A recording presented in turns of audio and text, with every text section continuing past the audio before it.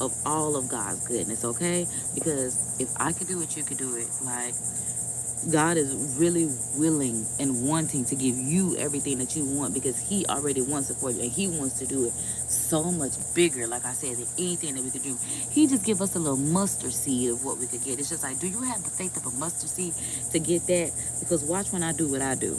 Because if you want that, watch what I add on top of it. It's just like, all you asking for is ice cream. But I'm giving you, a choice of a waffle cone or a bowl. I'm giving you a choice of sprinkles and fudge toppings. And you can get strawberry too if you want it, and caramel and sprinkles and nuts. It's just like, it's like a buffet.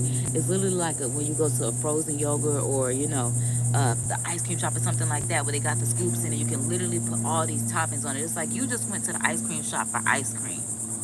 But God is like, I got so much more here. Like, I got so many treats and sweets that you, child, weren't even ready for. And you walk out with everything. And then you go tell everybody, like, I just went to the best ice cream dessert spot y'all need to go to. Because y'all, I wanted, I don't know, Superman, because that's the first thing that comes to my mind when I go get ice cream. But it's like I walked out with Superman and a red velvet cake and a banana split. And they had cheesecake. And it was all handmade and local, and I don't know, it's best and top tier as possible. But it was just like, you need to go. That's literally what it is like for God and His goodness. Like I said, you just go in there looking for ice cream, but you walk out, like I said, with sundaes and waffle cones or a bowl or just a regular cone or I don't know, a strawberry cone, like I said, with all these different toppings and so much goodness, so much more than you bargained for when you just went in for ice cream. Just went in for ice cream. Okay? So I said, let God use you. Let God make you over because you never know where you'll be. And the crazy part is, you do know where you'll be. That's why I was like, God is like, don't be in a state of shock because you do know where you'll be. Like, we know the burning desires of our heart and we know where we want to be. But we just look at ourselves like, but I have done so wrong. And how do you expect me to get there, God? Well, like we said in that Bible study, God used Peter, the founder of Christianity, who was an active sinner. But just as active as he was a sinner, he was actively trying to get right with God, okay? That man cursed Jesus not once, not twice, but thrice, okay? Thrice. And God still made him the founder of Christianity. He still was going to tell everybody about the miracles of Jesus that he saw as Jesus' best friend, okay?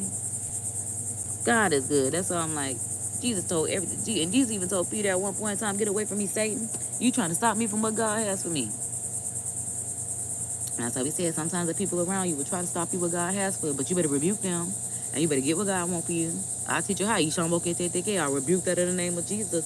God, get them demons up away from me. I ain't doing that.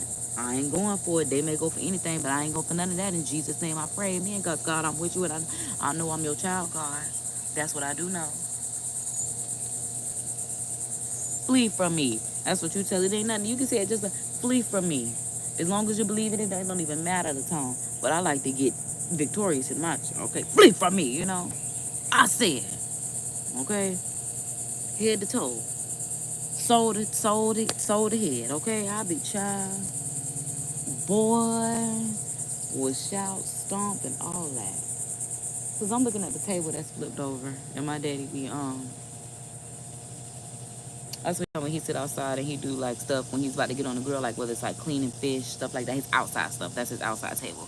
That's when I came down here and everything flipped over. I'm like, well, what happened outside? I'm like, the wind blew that hard. But then I realized my daddy cut the grass for me, and that's why I'm just like I said, admire my daddy grass cutting, because he ain't like that I was out here apparently yesterday and the grass was not cut. I ain't think nothing was wrong with it, because baby, one thing about it, we got a yard. It look good. I thank God for it. But like I said, look at my daddy. He just cut that grass. He cut our hill. Oh my God. Cause y'all, let me tell y'all something. Cause God told me. Oh my God, I'm about to get emotional. Okay. So this hill right here, this area from that tree to that tree. And this little plot of grass in between had grass that grew up to here. It was beautiful. Like I said, at one point in time, the Florida heat was so hot that it destroyed our grass and made just from front to back brown. But that little spot from that tree to that tree, oh, my water, because I'm like,